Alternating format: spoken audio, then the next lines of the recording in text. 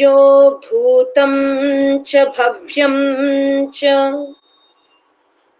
सर्वं यश्चाधितिष्ठति स्वर्यस्य च केवलं तस्मै ज्येष्ठाय ब्रह्मणे नमः। त्वमेव माता च पिता त्वमेव त्वमेव बन्धुश्च सखा त्वमेव त्वमेव विद्या द्रविणं त्वमेव त्वमेव सर्वं मम देव देव। भोगान् भुक्ता वयमेव भुक्तास् तपो न तप्तं वयमेव तप्तः कालो न यातो वयमेव यातास् तृष्णा न जीर्णा वयमेव जीर्णाः।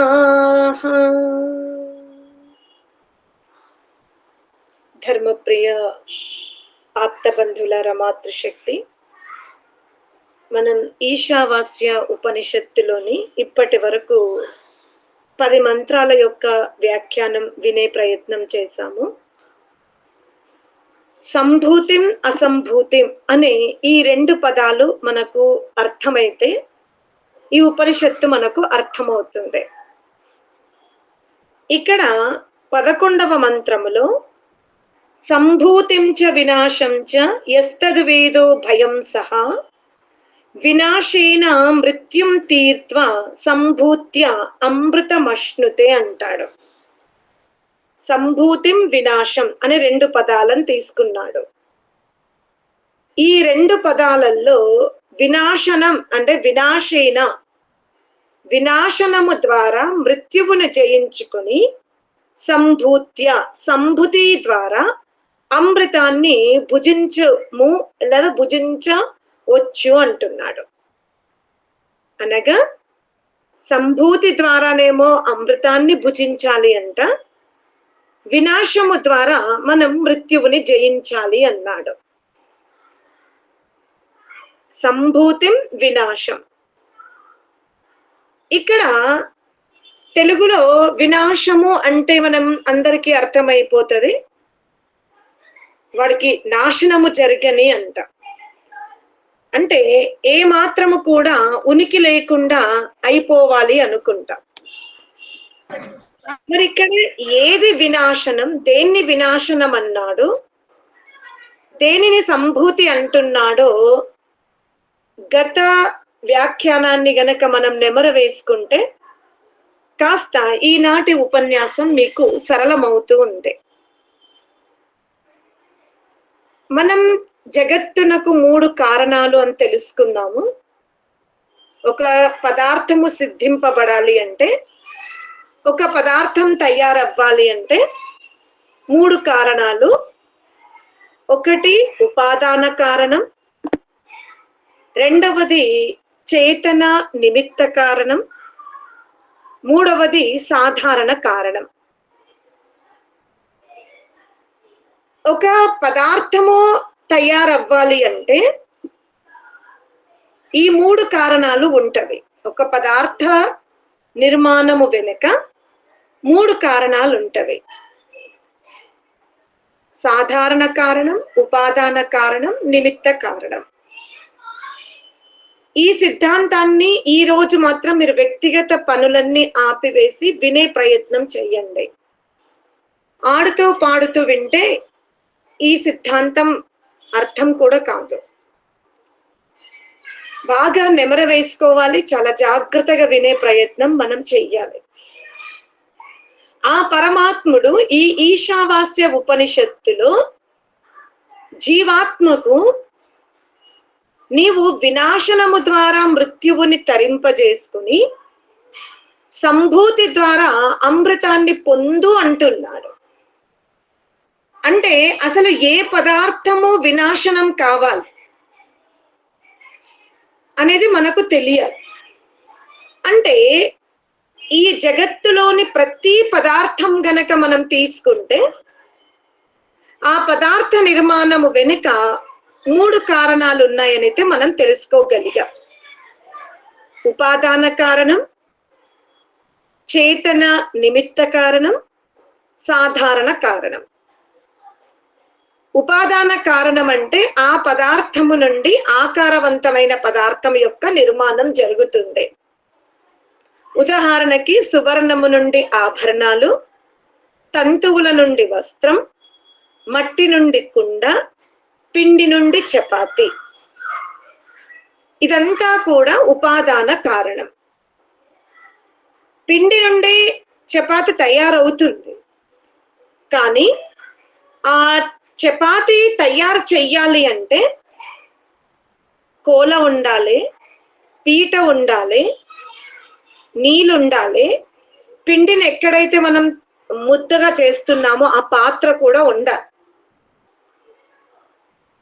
అనగా ఈ ఉపకరణాలతో పాటు ప్రధానమైన పిండితో పాటు చేసేవాడు కూడా ఉండాలి. కానీ మీరు గమనించవలసింది ఏమిటి అంటే ఉపకరణాల గుణాలు అందులో కొంతవరకు రావచ్చేమో. ఉదాహరణకి చపాతీలో నీటి యొక్క రుచి రావచ్చేమో, అందులో కాస్త ఉప్పు వేసినప్పుడు ఆ ఉప్పు తత్వం కూడా అందులో మనకు రుచి అగుపడొచ్చేమో. కానీ ఏదైతే చేతన నిమిత్త కారకుడు ఉన్నాడో అతని గుణం మాత్రం మనకు చపాతి పిండిలో అగుపడదు. ఎందుకంటే చేతన నిమిత్త కారకుడు కేవలం కారణమయ్యాడు, కానీ ఆ పదార్థము లోపలికి ప్రవేశించలేదు. అలాగే ఇప్పుడు పిండిలో మనం నీళ్లు పోసాం అంటే పిండిలోకి నీళ్లు ప్రవేశించినవి. ఉప్పు ప్రవేశిస్తుంది, అగ్ని ప్రవేశిస్తుంది, కాస్త కొన్ని ప్రాంతాల వారు నూనె కూడా వేస్తారు ఆ పిండిలో. ఇవన్నీ అందులో ప్రవేశిస్తున్నవి. కానీ చపాతీలోకి చేతన నిమిత్తకారుడు ప్రవేశించడు కాబట్టి ఆ చపాతీలో చేతన నిమిత్త కారకుని యొక్క గుణాలు రావు.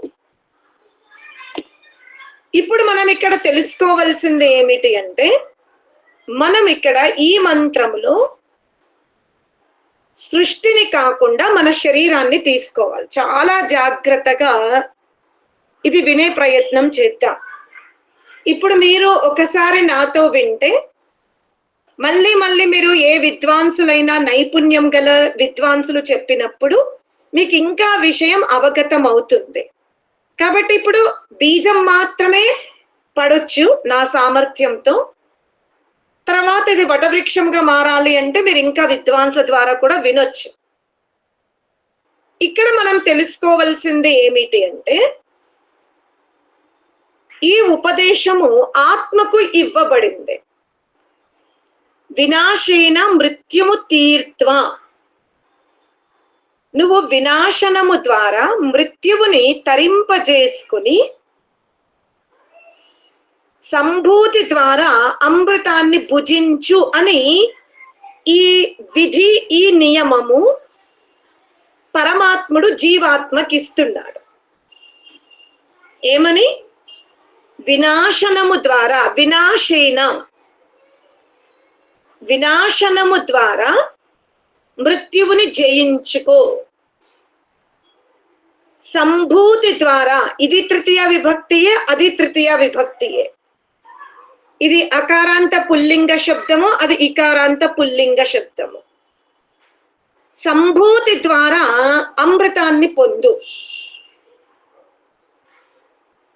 జీవునకు పరమాత్ముడు ఈ మంత్రములో ఇచ్చిన ఉపదేశం వినాశనము ద్వారా మృత్యువుని తరించి సంభూతి ద్వారా అమృతాన్ని పొందు అని చెప్తున్నాడు. ముందు వినాశైన అన్నాడు.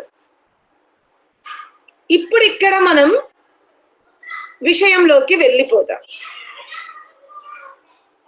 జీవాత్మ స్థూల దేహములో బంధింపబడడానికి అనే ఈ యోని అనే కార్యము వెనుక ఏమిటి కారణం? ఎవరైనా చెప్పగలుగుతారా? జీవాత్మ వివిధ యోనుల యందు ప్రవేశిస్తుంది. ఆ విధముగా భిన్న భిన్న యోనులు జీవాత్మకు లభించడానికి ఏమిటి కారణం? కర్మ ఫలితం. కర్మలే కారణం. కర్మలే కారణం. ఓకే, కర్మల వలన ఏమి లభించింది? స్థూల దేహము లభిస్తుంది. ఒకసారి పశు యోనిలో ఉంటాం, ఒకసారి క్రిమి కీటకాది యోనిలో ఉంటాం, ఒకసారి మనం ఉత్తమ ఋషితుల్యమైన యోనిలో కూడా ఉంటాం. ఇప్పుడు మీకు అర్థమైంది ఏమిటి? సూక్ష్మ శరీరము స్థూల దేహానికి కారణం కాదు. అంటే చాలా స్పష్టంగా కాదు. సూక్ష్మ దేహము నుండి వికసింపబడి, అంటే ఈ స్థూల దేహానికి కారణం సూక్ష్మ దేహం కాదు. ఇది మీకు స్పష్టంగా అర్థం కావాలి. సూక్ష్మ దేహము దేని ద్వారా తయారైందో ఆ మెటీరియల్ ద్వారానే స్థూల దేహం తయారైంది.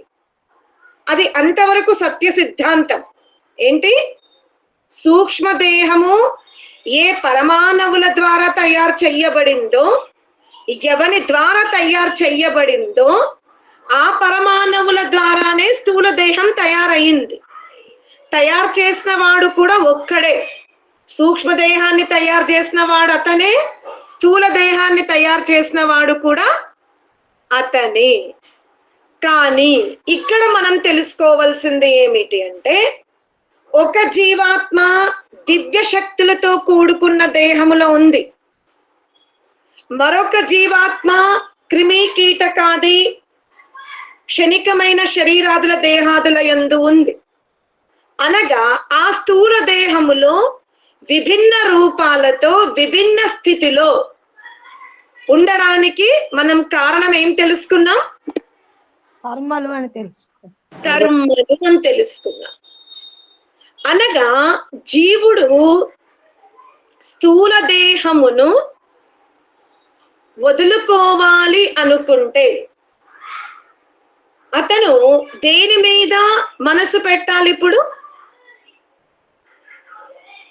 జీవుడు స్థూల దేహము నుండి తప్పించుకోవాలి. ఇక స్థూల దేహములో యాతనలు పడకూడదు, స్థూల దేహము భయంకరముగా లభించకూడదు, అసలు నాకు ఈ స్థూల దేహమే వద్దు అనుకుంటే జీవుడు ఎక్కడ కాన్సన్ట్రేషన్ చెయ్యాలి? పరమాత్ముని మీద మోక్షం వైపు ప్రయాణించడానికి కారణం చెప్పారు, మళ్ళీ జంప్ అవుతారు. స్థూల దేహానికి కారణం ఏం చెప్పారు? కర్మలు. అక్కడ ఆగండి, కర్మల దగ్గర ఆగండి, జంప్ అవ్వకండి. స్థూల దేహము వివిధ రకాలుగా లభించడానికి కారణం ఏమన్నారు? కర్మలు. పరమాత్ముడు కారణమైతే అన్యాయకారి అవుతాడు. ఇది చాలా జాగ్రత్తగా వినండి. కేవలం పరమాత్ముడే కారణమైతే జీవాత్మ పట్ల పరమాత్ముడు ఏం చేసిన వాడవుతాడు? అన్యాయం చేసి. సిద్ధాంతాన్ని జంపు చెయ్యకండి, జాగ్రత్తగా వినండి. ఇప్పుడు జీవాత్మకి ఒక అవగాహన వచ్చింది. ఏమిటి? ఈ విధమైనటువంటి శరీరములో బంధింపబడడానికి ఏమిటి? ముందు స్థూల దేహం దగ్గరే ఉండండి, సూక్ష్మ దేహంలోకి వెళ్ళకండి. స్థూల దేహం యొక్క చర్చనే చేసుకుంటున్నాం మనం. ఇప్పుడు ఈ స్థూల దేహములో కారణం ఎవరన్నాం మనం? కర్మలు. ఇప్పుడు జీవుడు ఏం చేయాలి? ఎక్కడ జాగ్రత్త పడాలి? చేసే కర్మల దగ్గర. కర్మలు చేయకుండా తొలగించుకోవడం. కర్మలు చెయ్యకుండా ఉండడానికి వీళ్ళది. అసలు సిద్ధాంతాన్ని ఇలా ట్రైన్ డబ్బాలాగా జరపకండి. జీవాత్మ ఇప్పుడు కర్మల పైన ఏకాగ్రత చూపించాం. జీవాత్మ కర్మలు చెయ్యకుండా ఉండడానికి వీలు లేదని మనం 2వ మంత్రంలో వినేసాం. చెడు కర్మలు చేయకుండా ఉండాలి అన్నారు. ఇప్పుడు మనం జాగ్రత్తగా విందాము. ఇప్పుడు జీవాత్మ అత్యంత పురుషార్థము చేసి వివేకముతో బుద్ధితో ఎక్కడ శ్రమ చెయ్యాలి? జీవాత్మ కర్మల యందు శ్రమ చెయ్యాలి. ఏమిటి? గురుముఖంగా కానీ గ్రంథ పఠనము ద్వారా కానీ స్వయం పరిశీలన చేసి కానీ జీవాత్మ కర్మ ఏమిటి, ఆ కర్మ యొక్క ఫలితము ఏమిటి అనేది జీవాత్మ స్వయం సామర్థ్యం ద్వారా అయినా తెలుసుకోవాలి, లేదా గ్రంథ పఠనము ద్వారా అయినా తెలుసుకోవాలి, లేదా గురుముఖంగానైనా తెలుసుకోవాలి. ఇప్పుడు జీవాత్మ శరీరములో ఎందుకు బంధింపబడ్డాను, ఆ శరీరం తొలగిపోవాలి అంటే కర్మలు అని తెలుసుకుంది. ఏ కర్మలు తన బంధనానికి కారణమైనవి? ఇప్పుడు కర్మలు కారణమని తెలుసుకున్నాము. జీవాత్మ స్వయం పురుషార్థం చేసింది, గ్రంథ పఠనము చేసింది, గురుముఖంగా కర్మలు కర్మ ఫలాలను విన్నది.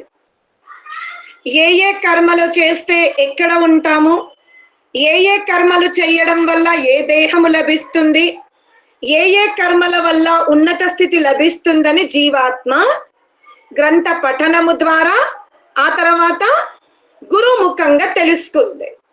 ఇప్పుడు మనం కర్మలు ఎన్ని విధములో చెప్పండి. మన వెనుక కర్మలు ఎన్ని విధములు అంటే మనం అనుభవిస్తున్న కర్మలు ఎన్ని విధములు? 3. ఏంటి? ఒకటి క్రియామాన కర్మలు, 2వది సంచిత కర్మలు, 3వది ప్రారబ్ధ కర్మలు. చాలా జాగ్రత్తగా వినండి. క్రియామాన కర్మలు, సంచిత కర్మలు, ప్రారబ్ధ కర్మలు. ఇప్పుడు మీ చేతిలో కేవలం క్రియామాన కర్మల మీద పురుషార్థం చేసే అవకాశం మాత్రం ఉంది. సంచిత కర్మల పైన మీకు అధికారం లేదు, అలాగే ప్రారబ్ధ కర్మల పైన కూడా మీకు అధికారం లేదు. ఏ కర్మల పైన మనకు స్వాతంత్రం ఉంది?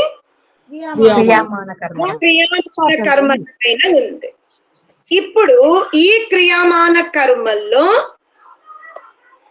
మానవ శరీరము ఉభయ యోనిగా చెప్పబడి ఉంది. మానవ సామర్థ్యాన్ని ఏమన్నారు?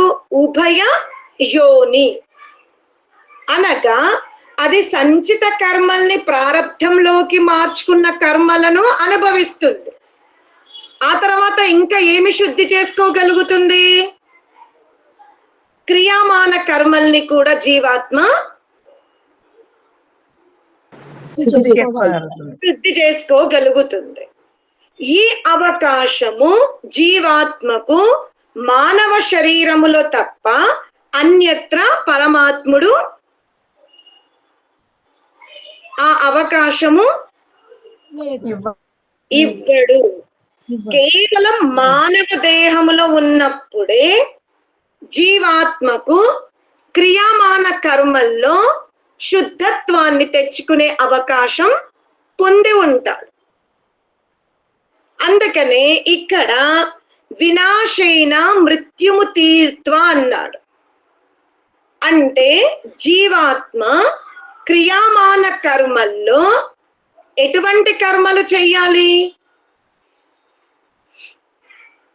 ఏ కర్మలు చెయ్యాలి జీవాత్మ? ఎందుకంటే పరమాత్మని ఆదేశం ఏమిటి? శరీరములో ఉన్నంత వరకు కర్మ చేస్తూనే ఉండాలి. కర్మ వదిలిపెట్టడానికి జీవాత్మకు అవకాశం లేదు. అందుకనే మీరు క్లాసులు ఎవరైతే మధ్య మధ్యలో అటెండ్ అవుతారో జాగ్రత్తగా వినండి. కర్మలు వదిలిపెట్టడానికి జీవాత్మకు అవకాశం పరమాత్ముడు ఇవ్వడు. ఇప్పుడు జీవాత్మ కర్మలు చెయ్యవలసిందే. తుది శ్వాస వరకి మానసిక కర్మలు చెయ్యాలి, వాచిక కర్మలు చెయ్యాలి, కాయిక కర్మలు కూడా చెయ్యాలి. కాయిక కర్మల్లో బలహీనత అనగా శరీరములో బలహీనత ఏర్పడితే కనీసం మనం వాచిక కర్మలన్నా చెయ్యాలి. ఒకవేళ కాయిక అనగా శరీరం బలహీనమైపోయింది, వాక్కు కూడా బలహీనమైపోయింది, ఏం మాట్లాడుతుంటే వేరే అర్థం వస్తుంది, చెప్పలేకపోతున్నాం. అలాంటప్పుడు మనం మానసిక కర్మలన్నా మానసిక కర్మ చెయ్యాలి, మానసిక కర్మలు చెయ్యాలి. కానీ కర్మలు చెయ్యకుండా జీవాత్మ ఈ శరీరములో ఉండడానికి లేదు, పరమాత్ముడు అవకాశం ఇవ్వడు. మరి ఇప్పుడు జీవాత్మ కర్మలు చెయ్యవలసిందే, కర్మలు వదిలిపెట్టడానికి వీలు లేదు. ఇప్పుడు ఏ కర్మలు చేస్తే జీవాత్మకు ఈ శరీర బంధనాలు తగ్గిపోతవి, తొలగిపోతవి? నిష్కామ కర్మలు. మనం ఎప్పటి వరకైతే బావిలు త్రవ్వించడం, విద్యాలయాలు కట్టించడం, చికిత్సాలయాలను ఏర్పరచడం, ఇలాంటి నిత్యము ధనికులమైనప్పుడు శ్రేష్టమైన కర్మలు చెయ్యవలసిందే. వదిలిపెట్టడానికి లేశమాత్రము కూడా అవకాశం లేదు. కానీ ఆ చేసిన శ్రేష్టమైన పనిని ఎందులోకి మార్చుకోకూడదు? ఎక్కడ మార్చుకోకూడదు? సకామ కర్మలోకి మనం మార్చుకోవడానికి ఎందుకు? జీవాత్మ ఏం తెలుసుకుంది? నాకు స్థూల దేహానికి కారణం కర్మలు అంది. ఒకసారి పశు యోని, ఒకసారి క్రిమికీటకాది యోని, ఒకసారి క్రూర యోని, ఇలా వివిధ యోనులు లభించడానికి అన్న శరీరం అనే కార్యమునకు కారణం కర్మలని తెలుసుకుంది. ఇప్పుడు ఏం ప్రయత్నం చేస్తుంది? శ్రేష్టమైన కర్మలు చేస్తుంది. ఆ కర్మలను సకామ కర్మలోకి కాకుండా ఎక్కడ మార్చుకుంటుంది? నిష్కామ కర్మలోకి మార్చుకుంటుంది. ఇప్పుడు అది కూడా మీరు చూడండి. సత్యకాముడేమో 1 సంవత్సరం లోపే బ్రహ్మజ్ఞాని అయ్యాడు. ఉపకోసలుడు 12 సంవత్సరాలు గురువు దగ్గర ఉండి కూడా సత్యకాముడు లాంటి బ్రహ్మజ్ఞాని యొక్క సాన్నిధ్యములో ఉండి కూడా, ఏ సత్యకాముడైతే గురువు లేడు, అరణ్యములో గోమాతల సేవ చేస్తూ బ్రహ్మజ్ఞాని అయ్యాడు, అది కేవలం 1 సంవత్సరము కాలములోపే. మరి అటువంటి బ్రహ్మ తేజస్సు గల బ్రహ్మజ్ఞాని అయినటువంటి సత్యకాముని అంతేవాసినందు ఉన్నటువంటి ఉపకోసలుడు 12 సంవత్సరాలు విద్యాభ్యాసం చేసి కూడా బ్రహ్మజ్ఞాని కాలేకపోయాడు. కారణం అక్కడ తెలుసుకోవాల్సింది ఏమిటి అంటే, ఉపకోసలుడు బాహ్యమైనటువంటి కార్యములను మాత్రం చాలా జాగ్రత్తగా చేశాడు. ఏంటి? యజ్ఞశాలని శుద్ధిగా పెట్టడం, యజ్ఞానికి కావలసిన సమిధలు తేవడం, పాకశాలని శుద్ధిగా పెట్టుకోవడం, పాకశాలలో సమయానికి భోజనము సిద్ధము చెయ్యడం, ఇదంతా బాహ్యముగా అయితే ఉపకోసలుడు చాలా జాగ్రత్తగా వ్యవహరించాడు. కానీ ఎక్కడ పొరపాటు పడ్డాడు ఉపకోసలుడు అనగా, అంతర్గత సూక్ష్మ శరీరములో ఏవైతే సంస్కారాలు ఉన్నాయో అక్కడ మాత్రం ఉపకోసలుడు ఏకాగ్రత వహించకపోవడం వల్ల అతను 12 సంవత్సరాల తర్వాత కూడా తేజస్సు గల బ్రహ్మజ్ఞాని అయిన ఋషివల జీవితము గడిపిన సత్యకాముని యొక్క అంతేవాసినందు ఉంటూ కూడా ఉపకోసలుడు బ్రహ్మజ్ఞాని కాలేకపోవడానికి కారణం కేవలం అతని యొక్క ఆంతరిక శుద్ధి లేకపోవడమే. ఇదే విధముగా ఇక్కడ మనం కర్మలు చేస్తున్నాము, శుద్ధ కర్మలే చేశాము, నోటితో మాత్రం నాకు శాల్వా కప్పకండి అన్నాం. నాకు ఇటువంటివి ఏమీ ఇంట్రెస్ట్ లేదు. వేదిక మీద కూర్చోవడం, నా పేరును నామోల్లేఖనం చెయ్యడం, కరపత్రాలలో నా పేరు రావడం, ఇలాంటివి నాకు ఏమీ వద్దు అన్నాం. ఓకే, భాష్యంగా బానే ఉంది. ఇప్పుడు మీరు చెప్పండి, భాష్యంగా చెప్పినటువంటి వ్యవహారము ద్వారా అది కర్మ ఫలం నిష్కామ కర్మ అవుతుందా? అవ్వదు. కాదు, అంతఃకరణంతో ఏది ఆలోచిస్తాడో అదే అవుతుంది. అతను మళ్ళీ అంతఃకరణమైనటువంటి మనస్సునందు కూడా ఆ స్థితిని నిర్ధారణ చేసుకోగలగాలి, సహజంగా మార్చుకోగలగాలి.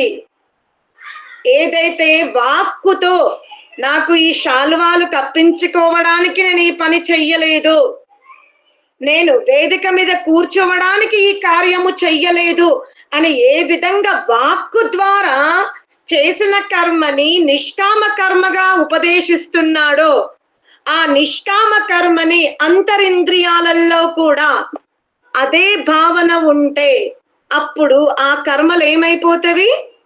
నిష్కామ కర్మలు అయిపోతాయి. నిష్కామ కర్మలై స్థూల దేహ బంధనానికి అవి అడ్డు ఉండవు, సహకరిస్తాయి. అనగా నీ నిష్కామ కర్మల వలన జీవుడు ఏం చేసుకున్నాడు? ముందు స్థూల దేహాన్ని తొలగించుకున్నాడు. అర్థమైందా? ఈ ఎప్పుడైతే ఈ జీవితాంతం, అది కూడా కొన్ని సంవత్సరాలు కాదు, ఊహ తెలిసిన బాల్యం నుండి యవ్వన దశకు వచ్చినప్పటి నుండి వసు బ్రహ్మచర్య జీవితము నుండి ఎప్పుడైతే ఉపనయనము వేదారంభము జరిగిందో, ఆ వేదారంభ సంస్కారము నాటి నుండి మోక్ష పర్యంతము ఏ జీవుడైతే కర్మలను చాలా జాగ్రత్తగా చేశాడు, అవన్నీ నిష్కామ కర్మలోకి మార్చుకున్నాడో, అప్పుడు జీవాత్మకు స్థూల దేహము పొందవలసిన అవసరం లేదు. అవసరం ఉండదు. ఇంతవరకైతే జీవాత్మ తెలుసుకున్నాడు. మరి స్థూల దేహం అయితే తొలగిపోవడానికి నిష్కామ కర్మలు చేశాడు. కానీ ఇక్కడ మళ్ళీ మనం గమనించవలసింది ఏమి అంటే, అతనికి మోక్షము రావాలి అంటే కూడా అతను ఏ రథం పైన కూర్చొని ఉండాలి? కేవలము సూక్ష్మదేహధారి అయి కారణదేహధారి అయితే మోక్ష స్థితి జీవాత్మకు రాదు. ఎందుకంటే ప్రళయములో జీవాత్మకు ఏ శరీరం ఉండదు?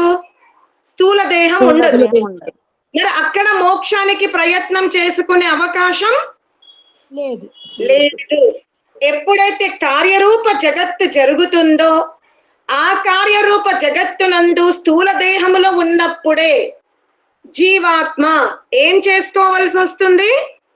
మోక్షానికి ప్రయత్నం చేయవలసి వస్తుంది. అనగా ఎప్పుడైతే జీవాత్మ ధరించిన దేహమునందే ఉన్నాడు, దేహాన్ని ఇంకా వదులుకోలేదు, కాకపోతే ఆ దేహములో బంధింపబడి ఉండడానికి కారణాలన్నీ కూడా తెలుసుకున్నాడు. తెలుసుకొని ఏం చేస్తున్నాడు? కర్మల యందు చాలా జాగ్రత్తగా, పవిత్రముగా, శ్రద్ధ వహిస్తూ, శిష్టాచారాన్ని వహిస్తూ, మర్యాదను పాటిస్తూ నిష్కామ కర్మలు చేసుకుంటూ వెళ్ళాడు. తుది శ్వాస వరకు నిష్కామ కర్మలు చేశాడు. కానీ ఆయువు లభించినంత కాలం చెయ్యట్లేదు ఆయన. ఎంత ఆయువు ఉందో లభించిన ఆయువునంతా కూడా కర్మల మీదనే సమయం వృధా చెయ్యలేడు. మళ్ళీ ఎక్కడికి వెళ్ళాలి జీవాత్మ? ఏ దేహం వైపు వెళ్ళాలి? ఇప్పుడు జీవాత్మ స్థూల దేహం యొక్క స్థితిని చూసుకున్నాడు. ఎంత అవసరమో, దాన్ని ఎలా ఉపయోగించుకోవాలో ఆ అవగాహన కలిగింది. కలిగి ఇప్పుడు మోక్షం కోసం ప్రయత్నం చెయ్యాలి. వర్తమాన దేహంలో ఉన్నప్పుడే మోక్ష కోసం ప్రయత్నం చెయ్యాలి అంటే మళ్ళీ అతను ఏ దేహంలోకి వెళ్ళాలి అంటే సూక్ష్మ దేహంలోకి కూడా వెళ్ళాలి. అంటే స్థూల దేహం కోసం 100 సంవత్సరాలు ప్రయత్నించి మృత్యువైపోయి మళ్ళీ అప్పుడు సూక్ష్మ దేహాన్ని శుద్ధి చేసుకోడు. ఈ స్థూల దేహము ధరించుకొని ఉన్నప్పుడే స్థూల దేహం యొక్క స్థితిని తెలుసుకున్నాడు. దానితో పాటు అది ఉండగానే, అందులో ఉండగానే ఎక్కడికి వెళ్తున్నాడు ఇప్పుడు నెమ్మదిగా? సూక్ష్మ దేహంలోకి వెళ్ళాడు. ఇప్పుడు సూక్ష్మదేహములో ముందు జీవాత్మ ఏం చూస్తుంది? మనస్సులో వాసనలు ఉన్నవి, మనస్సులో కోరికలు ఉన్నవి. అందుకనే జీవాత్మ ఏం చేసింది? ముందు ఈ వాసనలను తొలగించుకునే ప్రయత్నం చేస్తుంది. ఆ వాసనలు తొలగిపోవాలి అంటే జీవాత్మకు సాధనం ఏమిటి? మనం స్థూల దేహం యొక్క కర్మల గురించి తెలుసుకున్నాము. ఇప్పుడు జీవాత్మ వర్తమానములో ఉన్నప్పుడే తాను ధరించుకొని ఉన్న 2వ దేహంలోకి వెళ్తుంది. దీనికోసం 100 సంవత్సరాలు అలా కాదు, ప్రతిరోజు ప్రయత్నం చెయ్యవలసిందే జీవాత్మ. ఇప్పుడు తన మనస్సునందు ఉన్నటువంటి సంస్కారాలని, అవి శుద్ధముగా ఉన్నాయా, అశుద్ధముగా ఉన్నాయా, ఇవన్నీ కూడా తెలుసుకోవాలి అంటే జీవాత్మ అక్కడ ఏ సాధనం తీసుకుంటుంది? ఏ సాధనము ద్వారా జీవాత్మ ఆ సంస్కారాలని తొలగించుకోగలుగుతుంది? శరీరం ఉంటేనే కదా అవన్నీ. ఉండాల్సిందనే చెప్పిన. శరీరం ఉంది, శరీరంలో ఉంటూ బాహ్య శరీరం యొక్క కారణాలు తెలుసుకుంది. కర్మలిక శుద్ధి చేసుకుంటూ వెళ్తుంది, నిష్కామ కర్మలే చేస్తుంది. ఈ దేహములో ఉన్నప్పుడే లోపల కూర్చుంది. ఇప్పుడు లోపల మనస్సులో ఉన్న సంస్కారాలని, ఏవి అవసరం ఉన్నాయో ఏవి అవసరం లేనివో తెలియాలి అంటే అక్కడ ఏ సాధనం కావాలి జీవాత్మకి? ధ్యానం.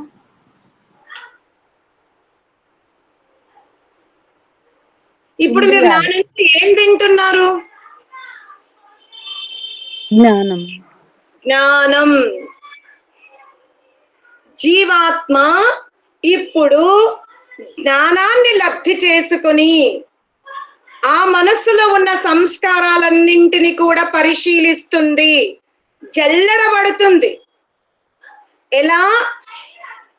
పైన పైన గోడలు కట్టడానికి, లోపల గోడ కట్టడానికి దాన్ని స్మూత్ గా చెయ్యాలి అంటే ఎలా రేణువును అనగా ఇసుకని జల్లెడబడుతున్నామో అదే విధముగా జీవాత్మ మనస్సులో ఉన్నటువంటి వాసనలను, మనస్సులో ఉన్నటువంటి సంస్కారాలను ఏం చేస్తుంది? జ్ఞానము ద్వారా, జ్ఞానం అనే టార్చ్ లైట్ ని వెలిగించుకొని వ్యర్థమైన వాటన్నింటిని కూడా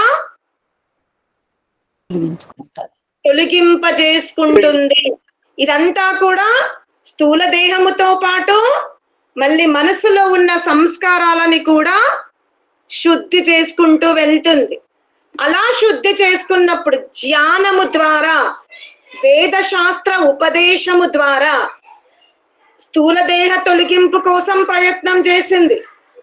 మళ్ళీ దానితో పాటు జ్ఞానాన్ని లబ్ధి చేసుకుని వివేకముతో, ప్రకాశ స్వరూపముతో, జ్యోతి స్వరూపముతో 2వ దేహాన్ని కూడా తొలగించుకుంది. ఇప్పుడు మళ్ళీ ఎక్కడికి వెళ్తుంది? కారణ దేహంలోకి వెళ్తుంది. ఎప్పుడైతే జీవాత్మకు కర్మలు, సంస్కారాలు ఈ రెండింటి మధ్యలో వివేకము తెలుసుకుందో అప్పుడు ఈ కారణ దేహం తొలగిపోవాలి అంటే ఆత్మను స్వయముగా ఒంటరిగా జీవించే శక్తి తెచ్చుకోవాలి అని ప్రయత్నం చేస్తుంది. అక్కడ జీవాత్మ స్వయముగా ఒంటరిగా యాత్ర చెయ్యాలి అంటే అక్కడ జీవాత్మకు ఏ సాధనం అవసరమైంది? ఏ సాధనం కావాలి? జీవాత్మ కారణ దేహము నుండి కూడా తనని తాను వేరుగా స్వయముగా నిలబడగలగాలి అంటే అక్కడ సాధనం ఏమిటి? పరమాత్ముడు జ్ఞానం భక్తి. జ్ఞానం కదా. జ్ఞానం అయిపోయింది. జ్ఞానము ద్వారా మానసిక సంస్కారాలని భక్తి. మానసిక వాసనని తొలగించుకుంది. ఇప్పుడు స్వయం స్వరూపములో ఉండాలి అంటే జీవాత్మకి ఏం కావాలి? ఉపాసన ధ్యానం చేసుకోవాలి. ధ్యానం అష్టాంగ యోగములో సమాధి కంటే ముందు ఏమొచ్చింది? ఆ? ధ్యానం ధ్యానం, ధారణ, ధ్యానం, ధారణ. ధారణ. నేను చైతన్య స్వరూపమును, నేను కారణ దేహమును, సూక్ష్మ దేహమును, స్థూల దేహమును అజ్ఞానముతో ధరించబడ్డాను, ధరింపజేశాడు అనే స్వయం ఆత్మ తనని తాను తన చైతన్య శక్తిని ధారణ చేసుకుంటుంది. అలా ధారణ చేసుకున్న తరువాత ఇప్పుడు జీవాత్మ ఈ 3 శరీరాలను ఎవరైతే ప్రసాదించారో అతని వైపు వెళ్తుంది. అప్పుడు ఏ సాధనం తీసుకుంది?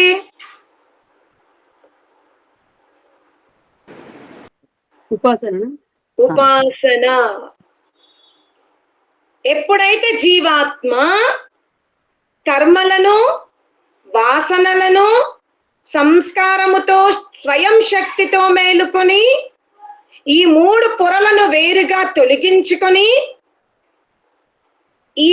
ఈ 3 శరీరాలను ఎవరైతే ప్రసాదించారో అతని వైపు వెళ్ళిపోతుంది ఉపాసన ద్వారా. అందుకే పరమాత్ముడు ఏమన్నాడు?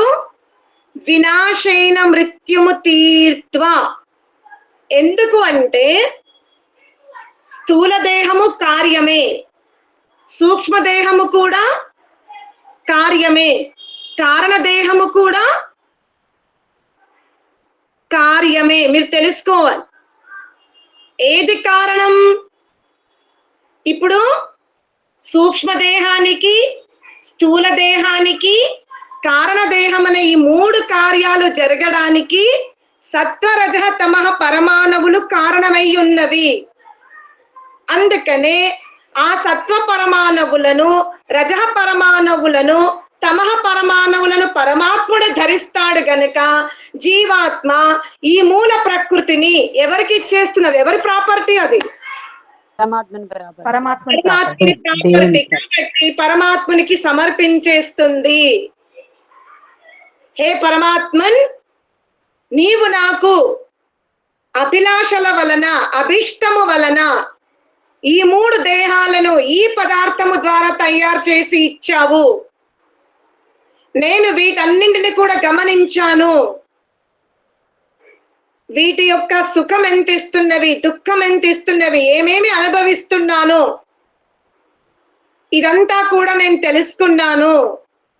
కాబట్టి ఈ కార్యరూప స్థూల దేహాన్ని, కార్యరూప సూక్ష్మ దేహాన్ని, కార్యరూప కారణ దేహాన్ని నీవే తీసుకో. నన్ను ఎక్కడికి తీసుకెళ్ళు? సంభూతిం. ఏదైతే కార్యరూపములోకి పరిణతి చెందదో, ఏ తత్వమైతే కార్యరూపములోకి మార్పు చెందదో అందులో నన్ను ధరింపజేసుకో అని జీవాత్మ అప్పుడు ఏం చేస్తుంది? అమృతం ఎవని యందు ఉంది? పరమాత్ముని యందు ఉంది. పరమాత్ముని యొక్క స్థితిలో ఒకసారి కారణం ఒకసారి కార్యం అనేది పరమాత్మని యొక్క చైతన్య శక్తికి మార్పు ఉండదు. కావున ఈ శరీరము దేనితో తయారయ్యిందో దీని యొక్క పరిణామం ఏమిటి, ఇది ఏ పదార్థము ద్వారా తయారయ్యింది, ఎందుకు లభించింది, ఇది తొలగిపోవాలి అంటే ఏమేమిటి అని అన్నింటిని కూడా సూక్ష్మంగా తెలుసుకుంటూ కేవలం శబ్దశాస్త్రము ద్వారా తెలుసుకోలేదు, అంతర్గత శక్తుల ద్వారా తెలుసుకొని వాటన్నింటిని కూడా కర్మల ద్వారా, ధ్యానము ద్వారా, ధారణ ద్వారా ఆ 3 దేహాలను తొలగించుకొని ఉపాసన ద్వారా జీవాత్మ పరమాత్మని యొక్క అమృత భోజనాన్ని ఏం చేస్తుంది, అశ్నుతే భుజిస్తుంది.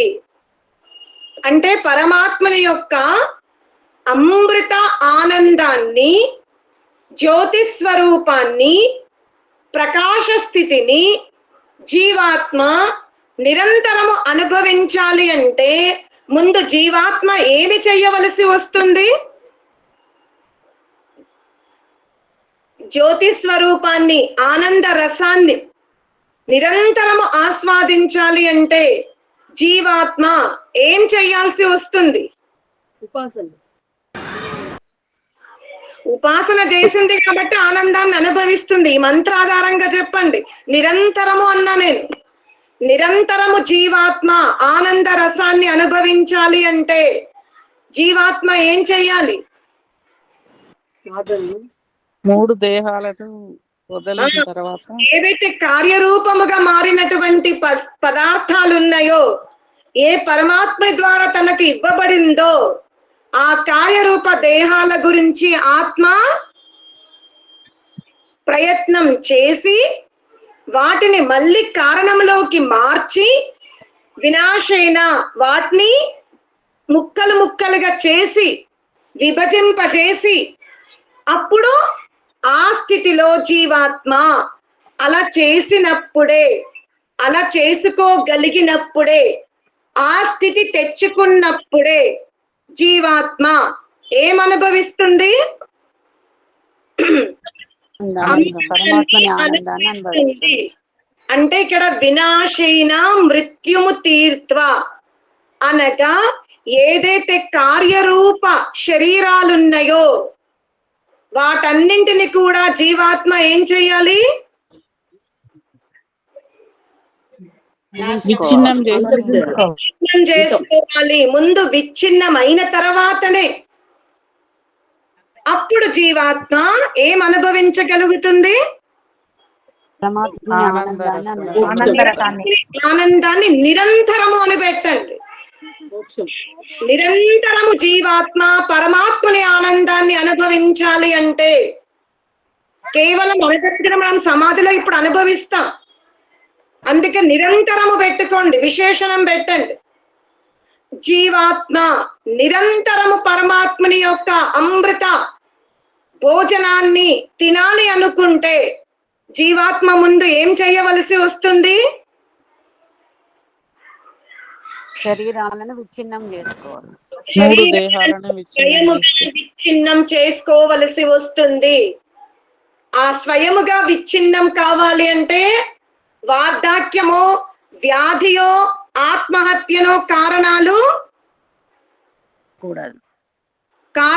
కాకూడదు. ఏంటి? ఆత్మహత్య చేసుకుంటే నాకు మోక్షం వస్తుందేమో, ఎండల కూర్చుంటే మోక్షం వస్తుందేమో, ఆహార పదార్థాలను తీసుకోకపోతే మోక్షం వస్తుందేమో, మంచి గడ్డల మీద కూర్చుంటే మోక్షం వస్తుందేమో, ఈ భ్రమలో జీవాత్మ ఉండడానికి వీలు లేదు. జీవాత్మ కర్మలను, సంస్కారాలను చాలా ధారణ ద్వారా వీటన్నింటిని కూడా పరిశీలించుకొని స్వయముగా స్థూల దేహము యొక్క అనిత్యతత్వాన్ని, దాంట్లో ఏది నిత్యం? ఇప్పుడు స్థూల దేహములో అనిత్యతత్వం ఉంది, కానీ దాంట్లో నిత్యతత్వం కూడా ఉంది. అనిత్యం ఏమిటి? ఈ విధంగా కలయిక అనిత్యం. నిత్యం ఏమిటి? మూల కారణాలు. ఏవి? సత్వ, రజః, తమః అనే మూల కారణాలు. ఈ మూల పదార్థాలని జీవాత్మ విభజింపజేసుకోవాలి. అనగా ఈ వినాశనవంతమైనటువంటి దేహము వినాశనము కాని పదార్థాల ద్వారా తయారైంది. అది మీరు గమనించాలి. వినాశనమవుతున్నటువంటి దేహము వినాశనము కాని పరమాణువుల ద్వారా తయారైంది. ఆ స్థితిని జీవాత్మ ఎప్పుడైతే తెలుసుకుంటుందో, ఈ కార్యరూప శరీరము గురించి తెలుసుకున్నప్పుడు తనకి ఇక లోకములో ఏ మృత్యువుని చూసి భయపడతామో, ఏ మృత్యు అనే పదం విన్నప్పుడు ఇక్కడ పెళ్లి తంతువు జరుగుతుంది, మృత్యు పదం అంటారేమిటి, ఇక్కడ పెళ్లి పనులున్నాయి, శ్మశాన వాటిక నుంచి స్నానం చేసి ఇక్కడికి వస్తారా అని ఏదైతే లోకములో అజ్ఞానం ఉందో, ఆ అజ్ఞానము కాదు ఇక్కడ జీవాత్మ తొలగించుకోవాల్సింది. మేమేం పట్టించుకోమండి, శ్మశాన వాటికకి వెళ్ళాము, స్నానం చేసాం, మళ్ళీ మీ ఇంటికి వచ్చాం. ఆ క్రతువు చెయ్యడం వల్ల మోక్షం రాదు. మోక్షం ఎప్పుడు వస్తుంది జీవాత్మకి? కర్మలని అంతర్గతంగా కూడా నిష్కామ కర్మల్లోకి మార్చుకోవాలి. దానితో పాటు మనస్సులో ఉన్నటువంటి వాసనలను వివేకముతో, అభ్యాసముతో, జ్ఞానముతో తొలగించుకోవాలి. ధారణ ద్వారా కారణదేహము నుంచి తాను బయటపడాలి. ఉపాసనలోకి వెళ్ళినప్పుడే మృత్యుము తీర్త్వ అనగా కార్యరూప కారణదేహాన్ని, సూక్ష్మదేహాన్ని, స్థూల దేహాన్ని జీవాత్మ తొలగించుకున్నప్పుడు అప్పుడు పరమాత్మని ఆనందాన్ని పొందుతుంది. అంటే వర్తమాన దేహము జీవాత్మకు ఎంత అనివార్యమో, ఎంత ప్రధానమో, ఎంత గొప్ప అవకాశమో, దీని యొక్క సామర్థ్యం మీరు అంచనా వేయగలుగుతారా? వర్తమానములో ఈ జీవుడు ఈ దేహములో ఉన్నాడు, పశుదేహమునందు కూడా ఉంటాడు, వృక్షాది దేహముల యందు కూడా ఉన్నాడు జీవుడు. కానీ ఈ మానవ దేహములో ప్రస్తుతం మనం ధరించుకొని ఉన్న దేహము, దీన్ని ఇప్పుడు వెలకట్టండి, ఇది ఎంత గొప్పదో. మోక్షైశ్వర్యాన్ని అనుభవించాలి అంటే వర్తమాన దేహము ఎంత ఐశ్వర్యవంతమైనది, దీని యొక్క మహత్యము తెలుసుకొని మనం దీనిని ఇందులో వ్యవహరించగలిగితే, ఈ దేహమున, ఈ పిండమున జీవుడు ఈ పిండము యొక్క ఐశ్వర్య స్వరూపాన్ని తెలుసుకొని జీవించగలిగితే, సాధన చెయ్యగలిగితే తప్పకుండా మృత్యువుని జయించి అమృతాన్ని భుజిస్తాడు అని ఈ మంత్రం చెప్పే ప్రయత్నం చేసింది. కావున స్థూల దేహము నుంచి తొలగిపోవాలి అంటే మనం కర్మల్లో మార్పు తెచ్చుకోవాలి. సంస్కారాలు తొలగిపోవాలంటే జ్ఞాన దీప్తిని వెలిగించుకోవాలి. కారణదేహము తొలగిపోవాలి అంటే నేను ఆత్మను, కారణదేహము కాదు అని ధారణ జరగాలి. అలా కర్మలు, ధ్యానము, ధారణ, ఉపాసన ద్వారా నిరంతరము జీవాత్మ అమృతాన్ని భుజించగలుగుతుంది, అమృతాన్ని పొందగలుగుతుంది.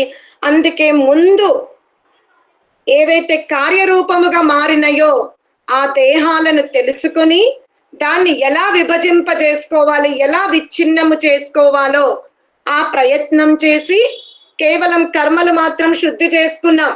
కానీ లోపల మనస్సులో వికారాలు ఉన్నవి అంటే జీవాత్మకే నష్టం.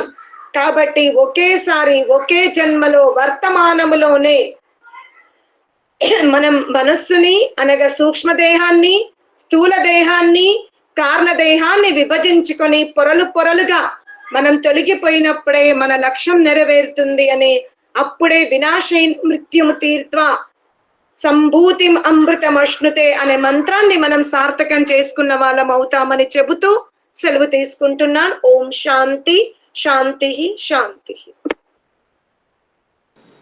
ధన్యవాదాలు.